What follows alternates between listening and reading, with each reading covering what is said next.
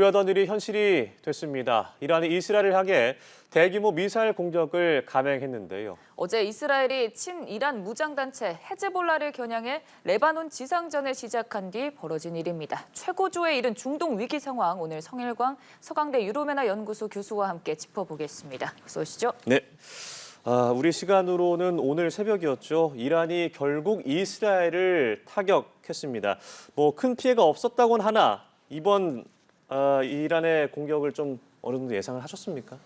전혀 예상 못했고요. 아. 사실 제가 어제도 방송에서 설명드렸는데 이란 내부 수뇌부가 이스라엘의 대응 방안을 놓고 일단 대응을 할지 안 할지를 놓고 상당히 치열한 경론이 있었다. 예. 강경파들은 반드시 대응을 해야 된다. 그리고 개혁파들은 안 한다. 여기서 참아야 우리가 경제 제재를 풀고 서방과 새로운 관계를 만들어서 우리 경제를 회복시켜야 된다라고 했는데 결국 어젯밤에 사달이 나서요. 이란이 즉각적으로 이스라엘에 대한 탄도미사일 공격을 개시했습니다.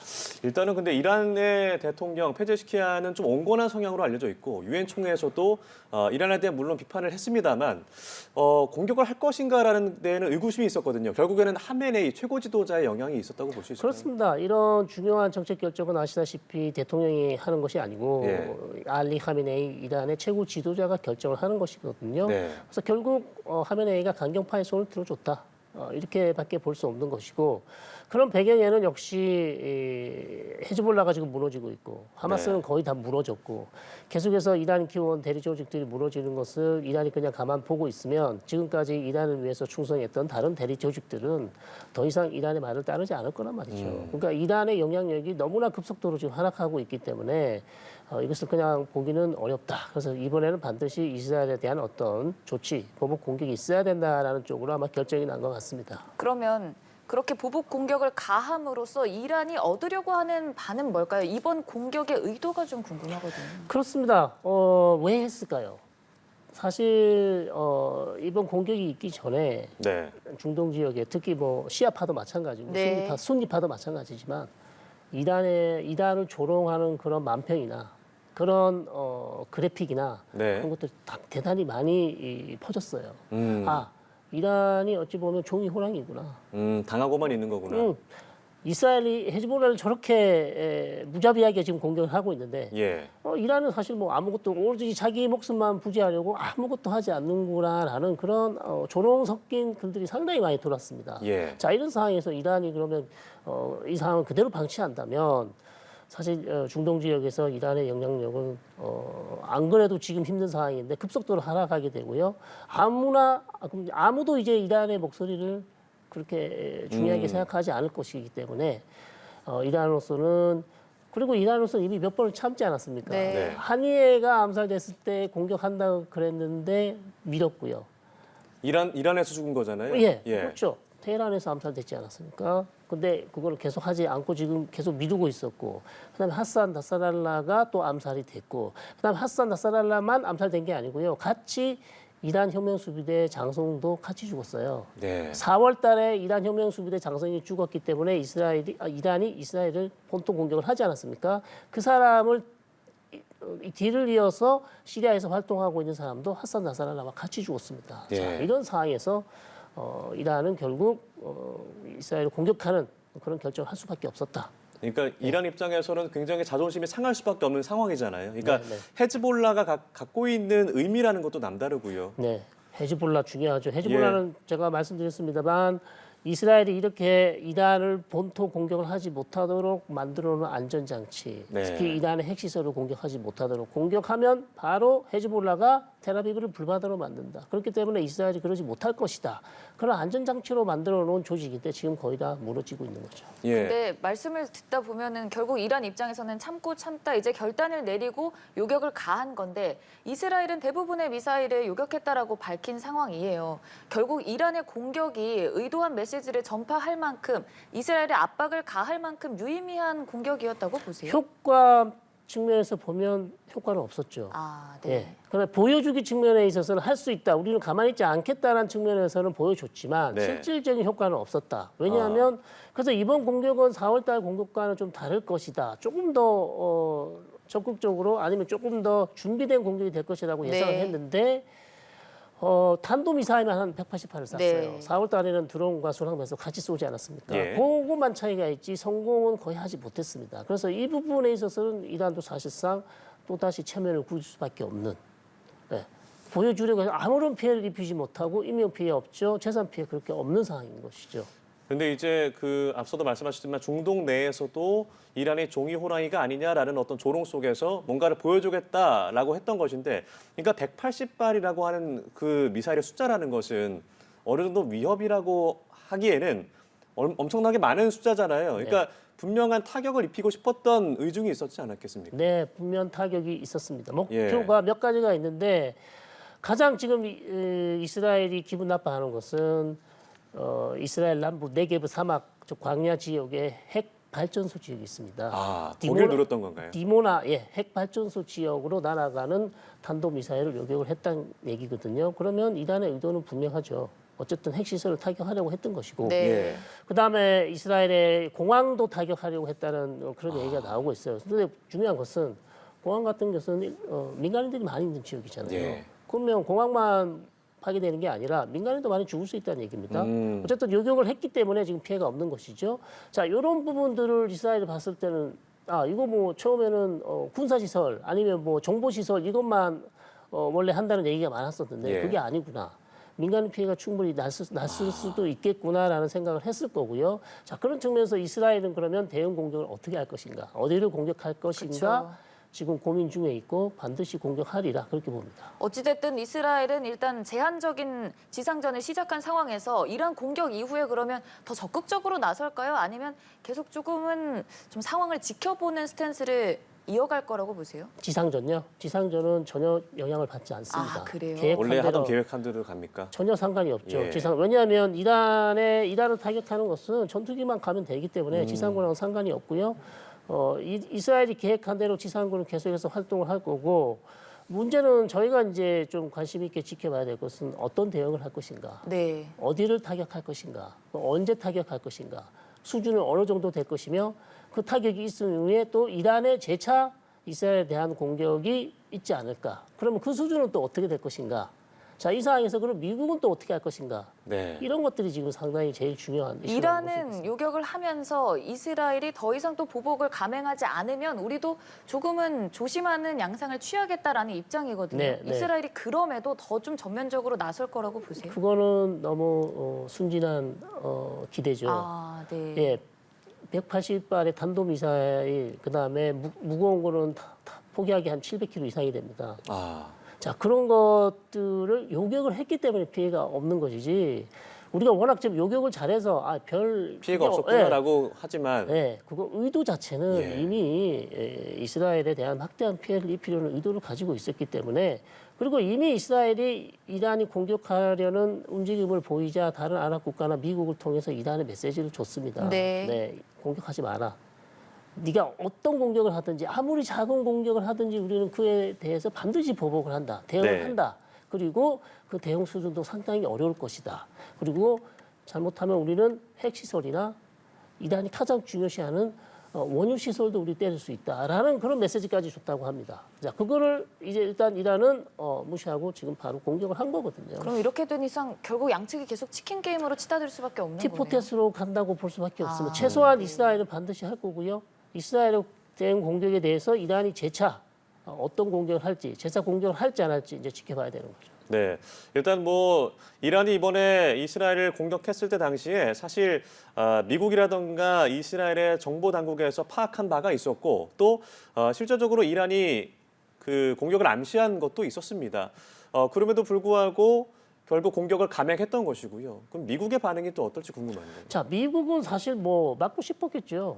이란 측에다가 계속 얘기를 했고 4월 달처럼 네, 자제를 좀 해달라. 계속해서 그렇게 메시지를 보내고, 특히 이번에 상황이 다른 것이 바이든 대통령이 아주 강경하게 요구를 했어요. 요청을 했습니다. 4월 달에는 어떻게 보면 좀 어떻게 부탁하는 시기였다면 이번에는 네. 조금 강경하게, 이번에 네가 참지 않으면 우리 이스라엘뿐만 아니라 우리도 가만히 있지 않겠다. 라는 그런 메시지까지, 강경한 메시지를 전달했다고 하거든요.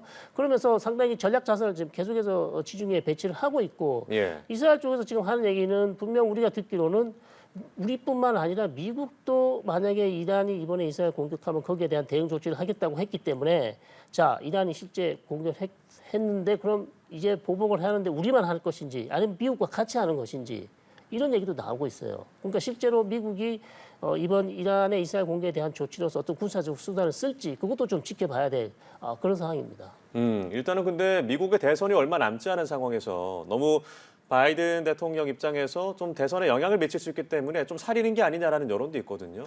어떻게 보세요? 당연히 바이든 대통령은 정말 이런 상황을 막고 싶었겠죠. 그러나 네. 지금 상황을 보시면 4월 달하고 좀 다른 게 바이든 대통령이 적극적으로 이스라엘을 말리지 않아요. 자제란 신호를 보내고 있지 않습니다. 공개적으로도 네. 얘기를 하고 있지 않아요. 왜요? 이것은 바로 이란에게 그렇게 자제하라고 요청을 했고 그것이 통하지 않았기 때문에 더 이상 이스라엘을 자제시킬 어떤 명분이 없다는 것이죠. 예. 그렇기 때문에 바이든 대통령도 이거 내가 봤을 때 이번에는 이란이 레드라인을 넘은 것 같다. 실수한 것이다. 실수한 것이다. 사실 하산 나사랄라를 암살했던 거고 이란 장성이 죽긴 했지만 그거는 부수적인 어떤 것이었기 때문에 이란이 마음만 먹으면 넘어갈 수 있는 것을 일을 크게 만들었기 때문에 나도 더 이상 이란은 이제 막아주지 못한다라는 어떤 그런 분위기가 지금 느껴지는 것 같아요. 지금 알다시피 헤즈볼라는 또 미국이나 서방에서는 이미 테러 단체로 지정되어 있는 단체입니다. 예. 그러니까 이스라엘이 공격을 하고 있지만 거기에 대해서 미국이 이제 확전되는 것을 막으려 했으나 확전이 안 됐을 경우 미국도 더 이상 이제 손을 쓸 수 없는 상황. 그리고 말씀드린 것처럼 헤즈볼라가 무슨 팔레스타인 민족주의 단체처럼 하마스처럼 어떤 독립을 원하는 이런 단체도 아니기 때문에 미국으로서도 사실 그렇게 지금 결사반대할 이유가 별로 없어 보인다는 것이죠. 사실 그 전까지만 하더라도 이스라엘의 방어에 있어서는 최대한의 지원을 해줬지만 미국이 조금은 조심스러운 입장을 내비치긴 했거든요. 근데 이제 이란의 요격 이후에는 그러면 미국이 조금 스탠스에 변화가 생길 수 있다라고 보시는 건가요? 그렇습니다. 지금 약간의 변화 조짐이 보이고요. 네. 이것은 그럼 왜 변했을까? 미국이 생각할 때는 이란이나 헤즈볼라나 하마스나 이런 조직들이 어쨌든 달래면서 가야 될 조직이긴 한데 예. 지금 현재 이스라엘이 보여주는 모습은 너무나 하마스도 제압을 잘하고 생각보다 이스라엘이 헤즈볼라도 과감하게 공격을 해서 제압을 하고 있기 때문에 네. 그래서 오히려 우리가 그냥 모르는 척하고 넘어가주면 우리는 그냥 옆에 서 있고 이스라엘이 사실 우리가 제압하기 힘든 미국이 사실상 본인이 직접 하기 힘든 일들을 해주고 있지 않냐. 그렇기 때문에 우리는 그냥 가만히 지켜보자라는 그런 방향으로 가는 것이 아닌가. 저는 그렇게 또 보고 있습니다. 그러니까 사실 돌아가는 상황들을 보면 바이든 대통령은 일단 네타냐후 총리에게 만류하고 있는 상황이고 네타냐후는 말을 전혀 듣지 않는 상황입니다. 네. 그러니까 이 관계도 궁금한데요. 일단은 대선 끝나고서 바로 새로운 행정부가 들어서는 건 아닙니다만 트럼프가 됐을 때 또 해리스가 됐을 때 상황도 달라질 것 같거든요. 그렇습니다. 그렇죠. 당연히 근데 나타냐후 총리는 지금 트럼프 대통령이 되기를 바라고 트럼프 후보가 되기를 바라고 있어요. 어쨌든 민주당하고 특히 해리스 후보는 바이든 후보가 약간 다른 성향을 보이고 있단 말이죠. 예. 훨씬 더 객관적이고 중립적인 시각을 보여주고 있기 때문에 나타냐후 총리는 역시 조금 더 지켜보면서 어쨌든 근데 바이든 대통령의 말은 그렇게 지금 통하지 않고 있는 건 확신합니다. 아시다시피 레임 덕에 있죠. 예. 그다음에 이제 곧 백악관을 떠날 사람이기 때문에 네. 나타냐후 총리는 그렇게 중요하지 않고 향후 앞으로 누가 될지 모르겠지만 그것은 어차피 미 대선에서 결정되는 것이고 지금 자기가 해야 할 것은 헤즈볼라를 제압하고 그다음에 나머지 다른 이란의 저항의 축을 계속해서 공격할 가능성이 높다. 왜냐하면 이스라엘이 지금 완전히 소극적인 자세에서 수세적인 자세에서 공세적인 작전을 전환을 했어요. 왜냐하면 이란의 저항의 축을 이번 기회에 한번 제대로 확실하게 뽑자. 확실하게 공격할 기회를 예. 잡았다고 승기를 잡았다고 보고 있습니다. 그러니까 놓치기 싫은 거죠. 그래서 계속해서 이스라엘은 전방위적으로 아마 이라크가 될 수도 있고요. 시리아는 이미 하고 있지만 다음 차례는 이라크가 될 수도 있다. 저는 그렇게 보고 있습니다. 그렇다면 이란의 어떤 이번에 공격에 이어서 대응 공격을 한다 그러면 본토에 대한 공격이 이어질 것으로 예상이 되는데 그럼 180발의 탄도미사일을 넘어서는 공격이라면 어느 정도로 예상할 수 있을까요? 그렇습니다. 지금 나오는 얘기는 이스라엘 쪽에서 나오는 얘기는 두 가지 중에 하나다. 핵시설 네. 아니면 원유 시설이다.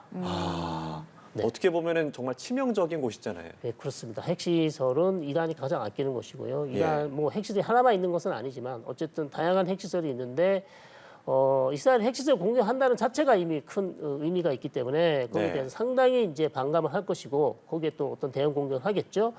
원유 시설은 지금 이란의 경제를 바치고 있는 가장 중요한 산업입니다. 안 그래도 어려운 경제 상황. 안 그래도 어려운데 예. 원유 시설 지금 공격해서 수출 못하면요, 이란 경제 상당히 어려워집니다. 그럼 이란 내에서도 이번에 페제시키안 대통령이 당선이 된 걸 보면 네.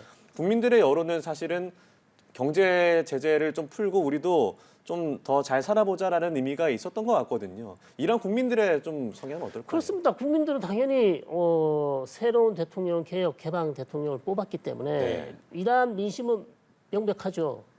좀 더 이 보수 강경 집권 세력이 개혁 개방으로 가졌으면 좋겠다. 그런 신호를 보낸 것인데, 자 거기에 따라가려면 이번에 사실상 공격을 하지 않고 좀 참았어야 되는데 그러지 못했고요. 결국 이것은 최고 지도자가 민심을 읽기는 했지만 민심도 중요하지만 지금 중동 지역에서 이란의 영향력, 이란의 어떤 지위 이런 네. 것도 하락하는 것을 가만 보고 있을 수는 없다. 왜냐하면 그런 것이 계속 이란의 지위가 계속 떨어지면 정권의 안위에도 위험이 될 수 있거든요. 그다음 국민들이 또 보수 쪽에 있는 국민들이 봤을 때 지금까지 우리가 내가 사랑했던 이란이라는 국가는 강경하고 어쨌든 군사 강국이고 이스라엘에 대해서도 큰 소리를 칠 수 있는 그런 네. 국가라고 생각했었는데 아무런 조치를 하지 않고 이렇게 무너지는 것을 최고 지도자죠 보기는 어려웠다 볼 수 있는 것이죠. 그래서 그런 결정을 한 것 같습니다. 네, 이런 복잡한 중동 정세가 근데 예전부터 계속 지리멸렬하게 이어져 왔잖아요. 그럼에도 지금의 이 상황은 예전과는 조금 다르다고 보시는 건가요? 그렇습니다. 지금 상황은 사실 작년 가자지구 이스라엘과 하마스 전쟁이 나고 나서 확전이 어떻게 될 것인가, 이 전쟁이 네. 언제까지 갈 것인가 많은 질문이 있었잖아요. 전혀 예상하지 못하는 방향으로 가고 있죠. 당시 교수님은 금방 좀 끝날 수도 있을 것 같다라고 네, 하셨었거든요. 그랬다가 제가 많은 어려움을 겪었죠. 자, 그랬는데 지금 보십시오. 이스라엘하고 이란 간에 지금 직접적인 무력 충돌을 두 번을 지금 겪고 있습니다. 네. 이제 마지막 남은 시나리오는 미국하고 이란 간의 직접적인 충돌이에요. 이게 사실 최악의 마지막 시나리오거든요. 예. 근데 그까지 지금 그거 못까지 왔어요. 당연히 뭐 그렇게 되지 않기를 바라고 있습니다만 네. 상당히 지금 위험한 상황이고요. 더군다나 미국이 지금 나서서 아니면 다른 국제사회가 나서서 이걸 좀 빨리 말려줘야 됩니다. 이거 통제 불가능 상황에 빠지면 사실상 이란과 이스라엘이 계속해서 거리는 떨어져 있지만 미사일이나 탄도미사일 계속 주고받는다면 네.